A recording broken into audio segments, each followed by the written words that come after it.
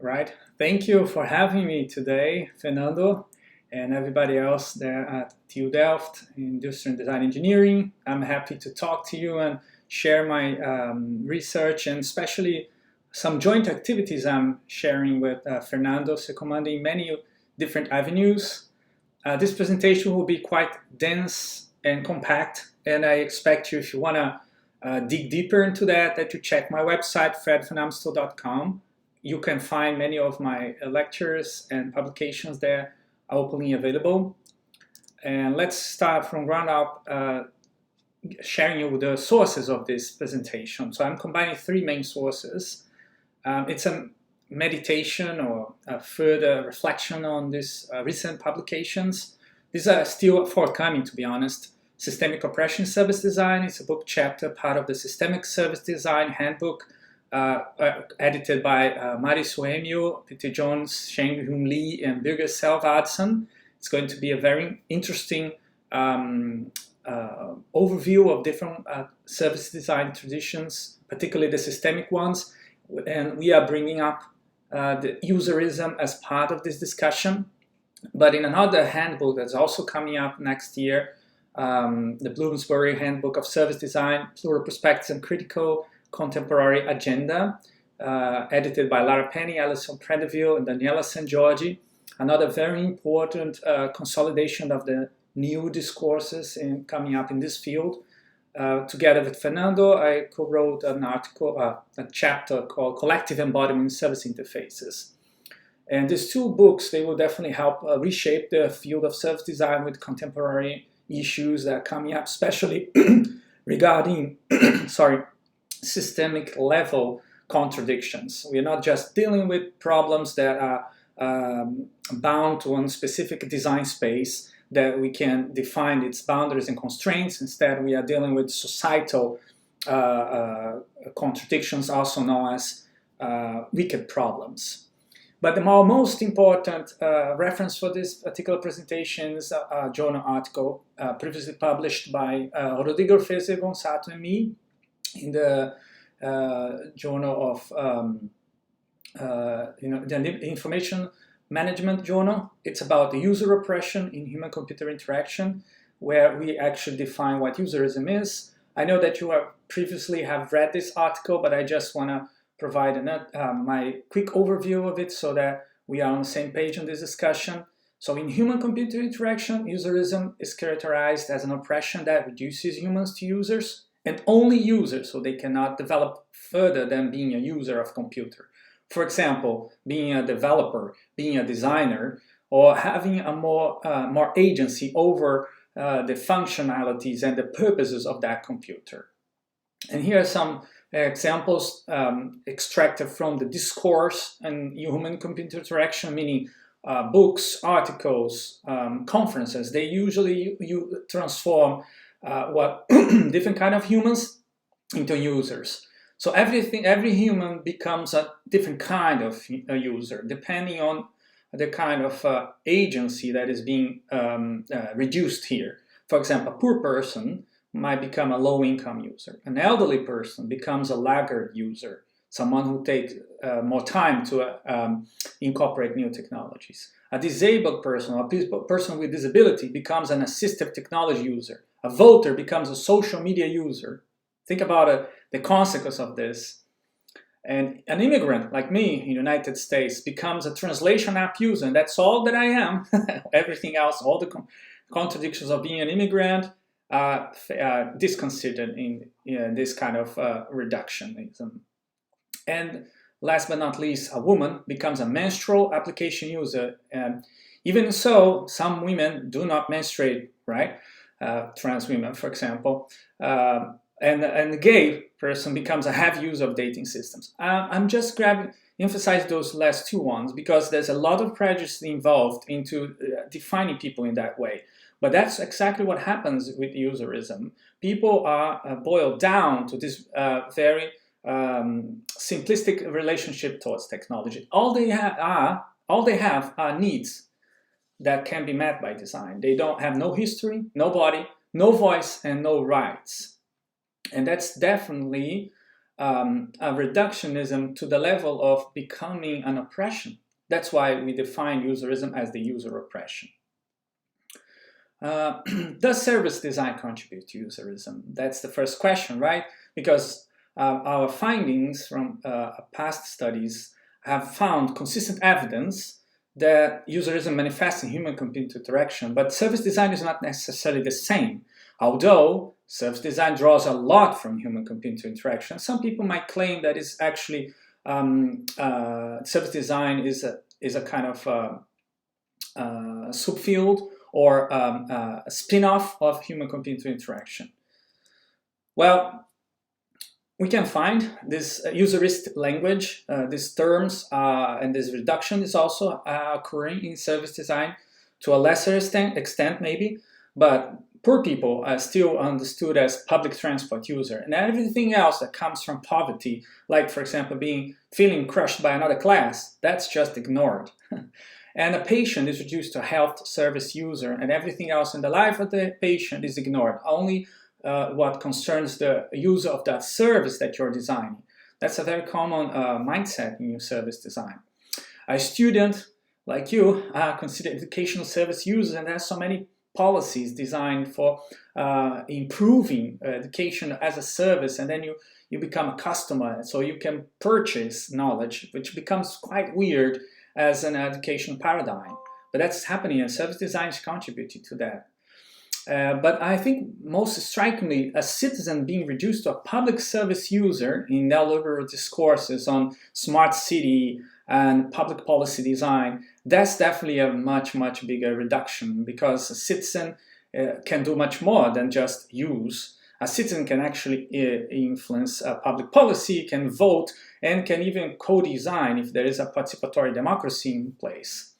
But nowadays, what's happening is actually everything is becoming a platform, and teachers are becoming platform users, for example, of YouTube or any other educational systems, like we are now using Teams, which is a communication platform, and we are educating through Teams. And I feel pretty bad about this, because the platform owns our knowledge and our thinking, and it structures in a certain way that we become users on one side and users on another side. So customers, workers, they all become platform users. So there's definitely something broader going on here. Service design is complicit with or instrumental to this neoliberal platformization of society. Everything is becoming a platform, and the corollary process of reducing its members into users. So userism goes along this platformization process, where digital technology becomes the basic infrastructure for conducting any activity, particularly producing services. But this is not just about language. Renaming the design approach does not change the underlying contradiction. There's a lot of talk nowadays in human-computer interaction and even service design and in design research in general. How can we move beyond user-centered design? Because a lot of people have drawn attention to the climate change impacts. For example, the implications of centering on humans, and anthropocentrism is definitely something that people want to overcome. But then they replace what is in the center for something else. Like they might call it people-centered design, humanity-centered design, planet-centered design, ecology-centered, life-centered, more than human-centered, whatever centered. The underlying contradiction is not the thing that you are put in the center, but centrality itself. Yes, centralization is the origin of userism and many other oppression systems, and it was globalized through colonialism. And I'm putting here a picture of the former Dutch colonial empire. I'm really poking at you because you are located in the Netherlands, and I personally have some former ancestors who were playing the role of colonial officials in Indonesia, for example. So I really feel responsible for this history and this legacy, so that we should decentralize, because decentralization benefit the Netherlands a lot, and you're standing on this accumulated history of privileges now. But your moral duty is actually to share that right, that privilege, and turn it into a human right. And that's the thing that we are trying to do in design. What are our stake in design in this process of decolonizing? But coming back to service design, the first step is to understand how does service design centralize certain humans and marginalize others. And I cannot go too much into the details of how that works, but I want to point you to some classic references, like the theater metaphor by Grove and Fisk, stated in 1992, and the service blueprint proposed by Shostak in 1984. They are both baseline foundational concepts, and they propose some documentations and practices that are still in place today in service design. They are maybe not so strict as they were at the beginning, but a lot of service designers and service design researchers draw on this ultimately userist tool, because it defines the user as someone who's just enjoying having experience with a service of using and not co-producing the service or not contributing directly to produce a thing. They just enjoy this experience that have been designed by others, the providers and the designers. And here's a much more contemporary work that still reproduces this baseline idea. Polanyi et al., they have this very interesting book on service design introduction, but they still are drawing on this theater model and this touchpoint design integration, which is a more contemporary term for this. So all the touchpoints should be designed to provide the same user experience. User experience is definitely the quality of having someone alienated, that they can be more than just being a user. So whenever you are designing user experience, you are letting people stay within the bounds of userism. And it seems to be a good thing, a good quality to aim for. But on the other hand, it has systemic effects that will provide a society where everyone is just having user experiences. Think about the platformization, and they are no longer having citizen experience. They are no longer having moral experience. They are just using the world and using other people. And when you are inside a computer, if the computers are designing interfaces as metaphors, or if they actually are designing interface as if there was a theater where multiple agents would play roles, and some of these agents may be humans, other agents might be non-humans, precisely as Brenda Laurel have predicted at the beginning, at the dawn of human-computer interaction. That book is really interesting, Computer as Theater, written in 1993. But in that book, she's already anticipating something that will be so commonplace, that we would interact with humans and non-humans using the same kind of interface. And we would get sometimes confused whether we are dealing with a person or with an artifact, a computer system. Well, in a nutshell, a long time. So it takes, if you keep interacting with computers, with other people in that way, you feel like you're actually interacting with computers instead of other people. So you press a button, and that button affects another person, but you are unaware of that effect, because you are thinking that there's just a computer on the other side. And there's so many layers of abstraction that have been imposed, and platformization adds even more, that we actually don't know if there are actually other people on the other side. And that's why human-computer interactions is still a very relevant topic for service designers, particularly with the ones that are going to use digital technologies, which is almost unavoidable in service design. So we have to be aware of the things that have been done in the past in human-computer interaction, and the theories and the practices that are being foundation to this field that are still reproduced. They are rebranded, like they get new names, right? User-centered service, user-centered design is still together with us. They may call it something different, like product service system, but it is still based on the idea that the user is the basis of the design. And it's not all users, it's not all people actually, it's just some people that become users. So user-centered service design has this implication, which is inducing people to treat marginalized people as useful things. Marginalized people can show up as either service providers that are hidden behind the interface, or They can show up as known users. People cannot use because they don't have access, because they have find accessibility barriers, because they are not in the same, they don't speak the language. There are many ways how you can exclude people.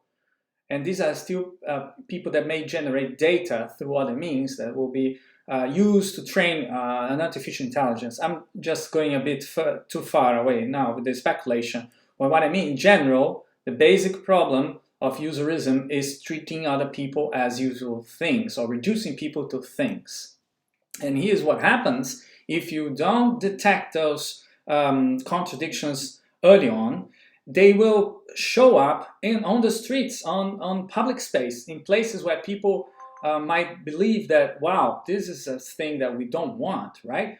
So an iFood, which is a courier's platform that delivers food to customers in Brazil, this courier was delivering food to this the black courier was delivering food to this white woman in Rio de Janeiro, but according to the white woman, he was late by 10 minutes and her food was getting cold.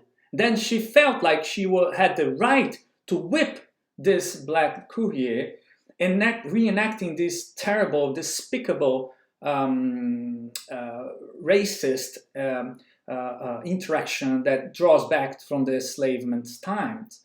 And she was excluded from the platform. A lot of people publicly supported the man, but the platform is still following the same structure, the same provider-customer relationship that affords and encourages service users to feel like they are just being served by another thing, by a computer, not a real person.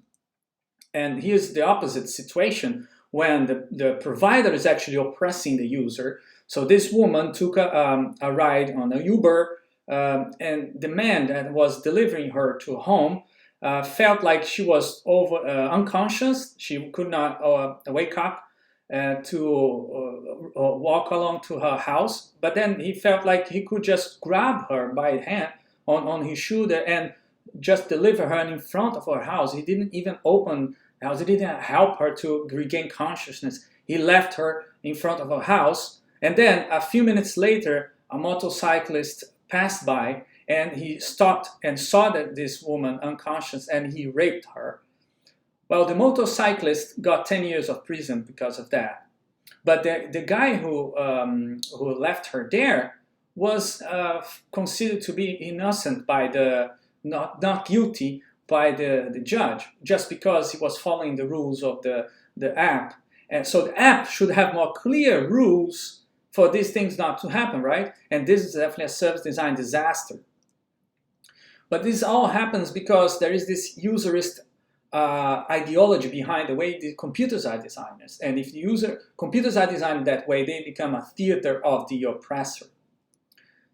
If that's so, then we can build an anti-userist theater model for service design based on theater of the oppressed that has been initiated or created and organized, systematized by Augusto Boal, a Brazilian dramaturg who in the 70s was fleeing the country in exile because of the political persecution, and then he developed this very systematized and organized way of doing theater participatorily amongst amateurs. So everyone who wanted to say something politically through theater could use theater of the oppressed. And theater of the oppressed has a completely different production process. It's not like you prepare the stage on backstage, you present it to the audience and you convince them that they are doing something, they are being oppressive towards each other. So you convince them to be less oppressive. But that's not how theater of the oppressed work. It's not ideological theater. So theater of the oppressed first is based on a criticism of the traditional classic Greek theater, where you stage the work and then you try to create a situation where there's something magic happening on the stage.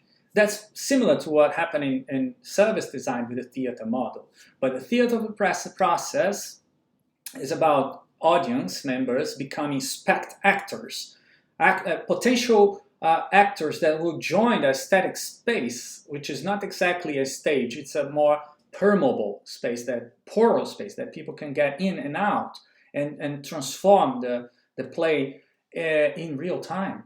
And the ones who actually complicate or stimulate spectators to join are called jokers. They are also behind the scenes, organizing things so that everyone is able to participate in the process. And inspired by theater of the press, we are doing quite some experiments in overcoming the oppressive theater model in service design. For example, Uber had launched Uber Comfort premium service have launched a silent ride feature. So you could press a button and then you could say, I want to pay extra for, among other things, to choose that the driver will not talk to me. And we felt like this was a bit strange and contradictory in Brazil, where people have like basic expectations of talking to drivers. It's a more talkative culture that would generate some contradictions. Then we rehearsed that situation in a theater forum, a forum theater session. We host this in a computer science conference, human-computer interaction conference, actually. And a lot of people became concerned about how this would be oppressing users, and particularly the driver, who's also a platform user. Don't forget about this. We have a forthcoming book chapter I mentioned before about this particular case. But how can we address the systemic aspect of userism? Because in this case, we are just addressing one particular instance of it. But userism spreads through many interactions. Well, this is the germ cell model of userism, the ones that is included in the paper co-written by Gonzato and me. This is showing that designers are historically privileged social groups that are interacting with users that are historically underprivileged social group through computers. So they interact, and the result is that there is dehumanization coming from the side of designers. So designers dehumanize users, but users react back. They are not just accepting oppression, they are trying to overcome that, and that comes from rehumanization and other strategies. However, in there's another forthcoming book chapter that I also worked with Fernando and Bibiana Serpa. They are fellows from the Design and Oppression Network. I'm going to talk about this a bit later. In that paper, we fleshed out a more nuanced and more complex vision of how userism is spreading in service design. So above designers are not just oppressors, they are also oppressed by meta designers, capitalists, directors, CEOs, wealthy people. They somehow influence what designers can do. They create some conditions. So designers are not designing at will totally. And on the other hand, we also found out that users are also not just being oppressed by designers, they are also oppressing infra users. Users that maybe not even consider themselves to be users. They might not consider themselves to be workers either. They might just consider themselves to be casual users or just a dude on the internet, right? And here's an example how we conveyed the systemic aspect of userism to design students in Brazil. We had this speculative design theater on the precarization of design labor in digital services. So we imagine, what if designers will be oppressed pretty much like couriers and drivers are in these labor platforms.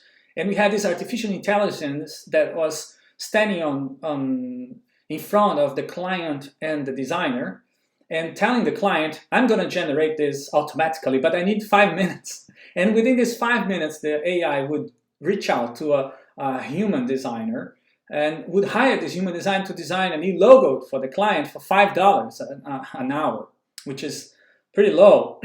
And the Loompa designer is this character now saying, but it's too low. Can you pay a little more than $5? What if you can pay me $10? And then AI is saying, well, if you say you don't want this job, I can find someone else with $5.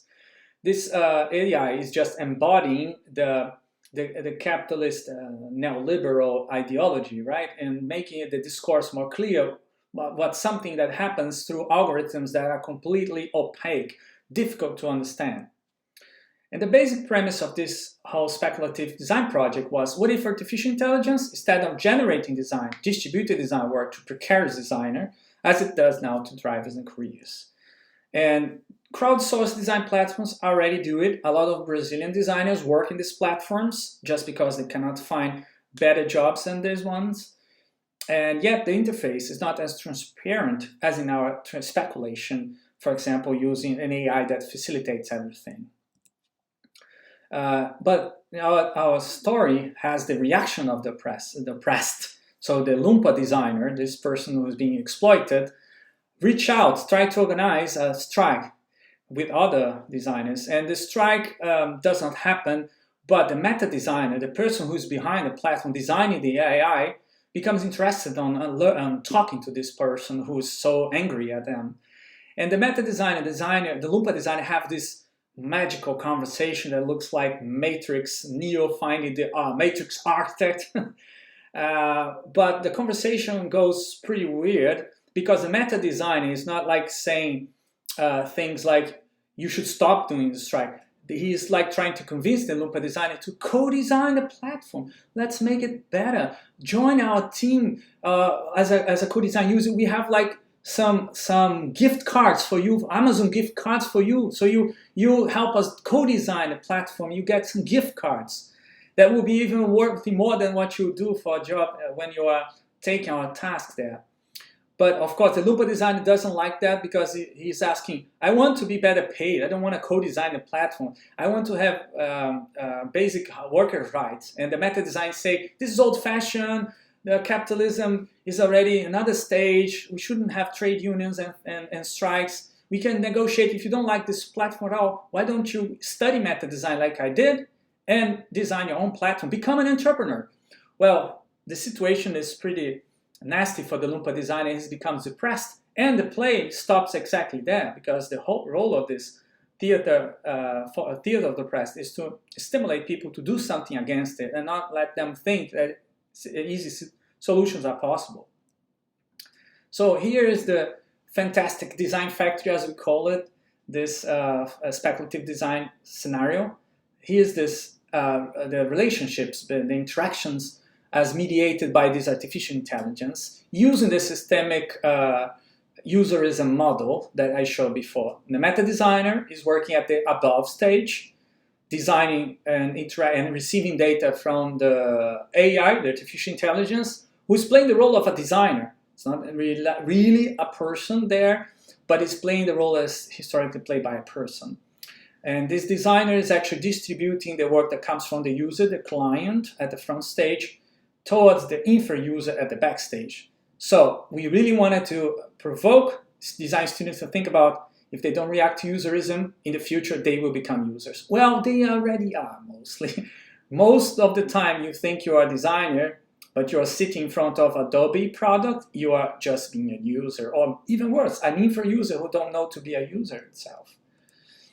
Well, so centralizing design or bringing some users to co-design with designers or even with meta designers, as it happened in the Fantastic Design Factory, don't change anything in this basic userist structure.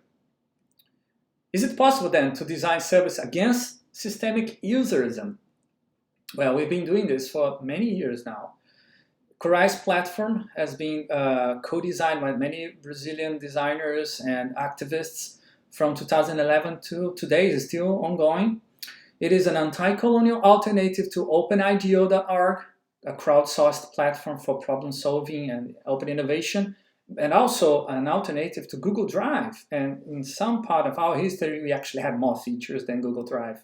Nowadays, it's very hard to compete with these big giants and the digital colonialism that they are actually pushing forth in Brazil and other places. Even the Netherlands, maybe Dutch users are also victims of this digital colonialism. We are now, because we are using Microsoft systems now. Anyway, Corai's includes a meta design project where any member of the platform can join and participate. So users can join meta designers and design new features. And we have a paper co-written with Isabella de Siqueira about how we redesign services in this platform using meta design approaches. And this is an example. We designed a social currency feature that enables transactions that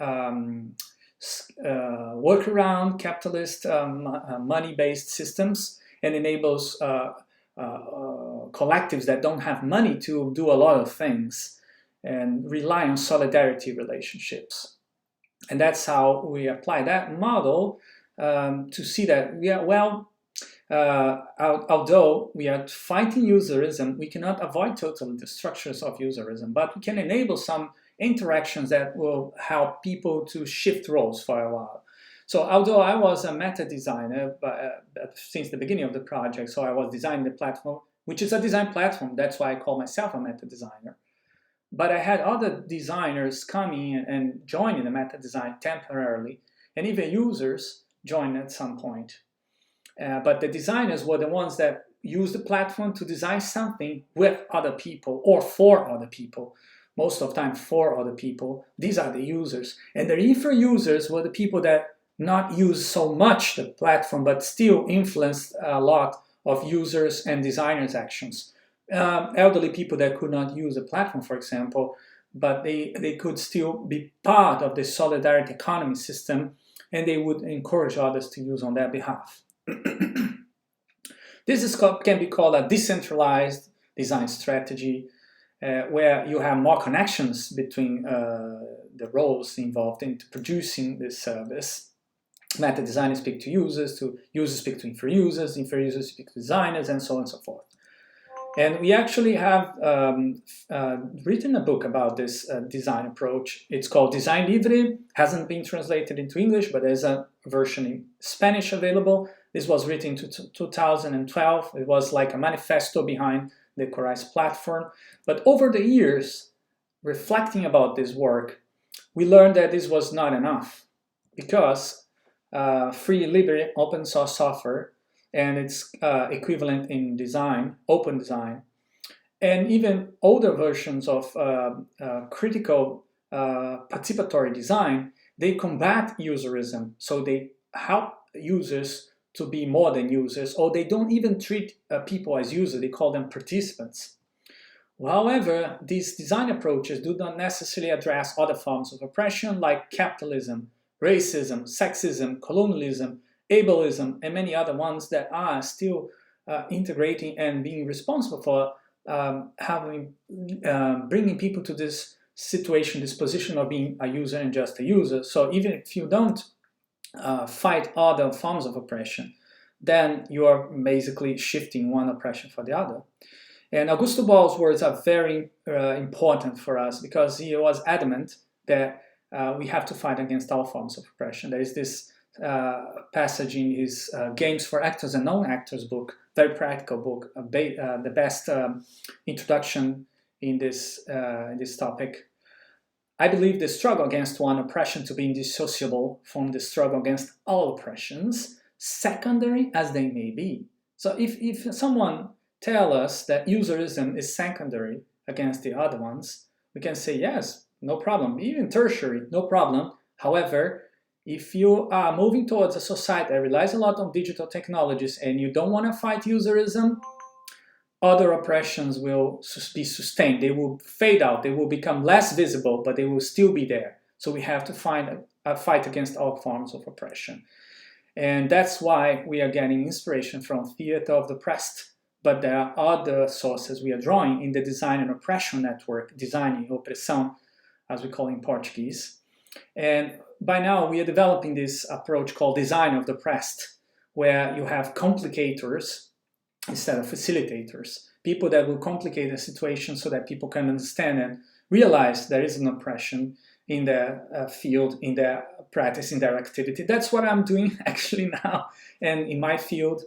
But we work with useliners, who are a mix of users and designers, pretty much like spectators are a mix between spectators and actors. And we are transforming and opening up a design space to be more transparent and permeable so that people can join the design space and leave the design space and transform whatever they are designing together. The references are available on my website in the future. And yeah, if you're interested in discussing this topic, please ask me questions. I don't know how much time we still have. Thank you so far.